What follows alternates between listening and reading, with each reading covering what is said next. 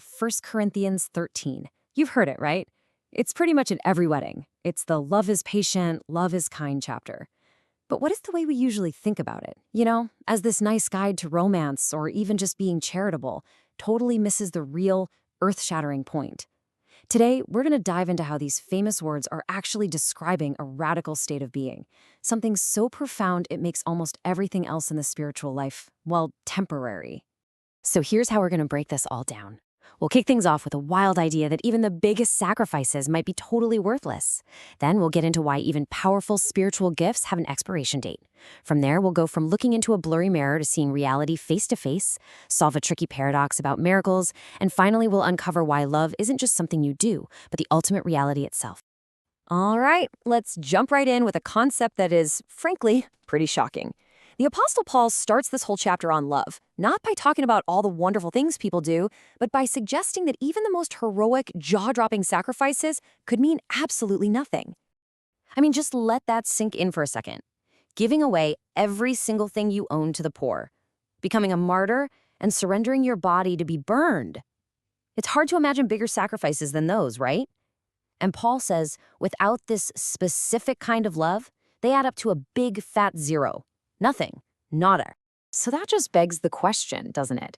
If giving everything away and even dying for your beliefs counts for nothing, then this love he's talking about can't just be about being a good person or feeling warm and fuzzy inside.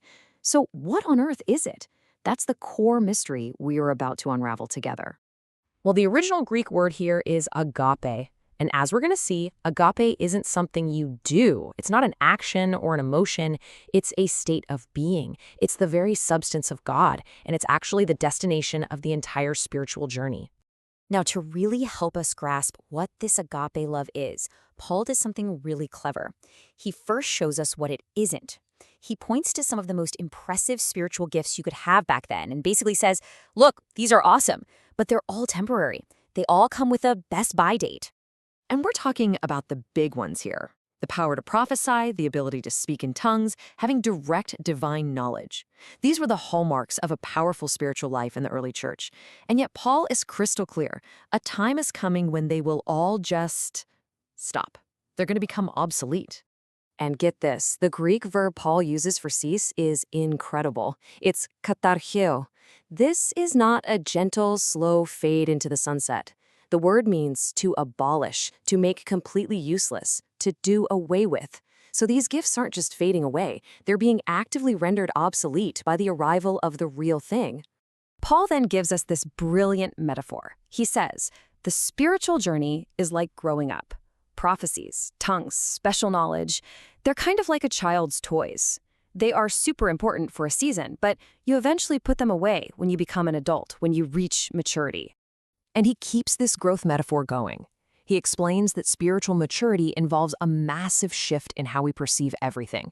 We go from seeing a distorted, blurry reflection to seeing reality as it truly is. You have to remember, in the ancient world, mirrors weren't the perfect glass we have today. They were polished metal, and they gave a really dark, dim, distorted reflection. Paul says that's us right now. We have partial, secondhand knowledge. But the goal, the destination, is to see face to face. It's the difference between knowing about someone and knowing them intimately, directly. It's like going from looking at a photo to getting a real hug. Okay, so to really nail this down, we need to solve what looks like a major contradiction in the Bible. It's a paradox that gets right to the heart of what authentic faith is all about. So, check this out. On one hand, in the Gospel of Mark, there's a promise that believers will do all these amazing things, signs and miracles, in my name. But then, over in Matthew, Jesus gives this stark warning that on Judgment Day, many people who did miracles, cast out demons, and prophesied in your name will be turned away. He'll say, I never knew you. So, how can both of these be true? People are doing the exact same things, using the exact same name. What gives? The key that unlocks this whole thing, that separates genuine divine life from just religious performance, it all comes down to a single, tiny Greek preposition. So here it is. The promise in Mark is for those who act while being in the name of Christ. That's what the Greek en means here. It signifies a total internal unity. But the warning in Matthew is for those who are just using the name as an external tool, like a magic formula, without actually being united with him. It's the difference between being a branch that's actually part of the vine and drawing life from it versus being a stick that's just lying on the ground next to it.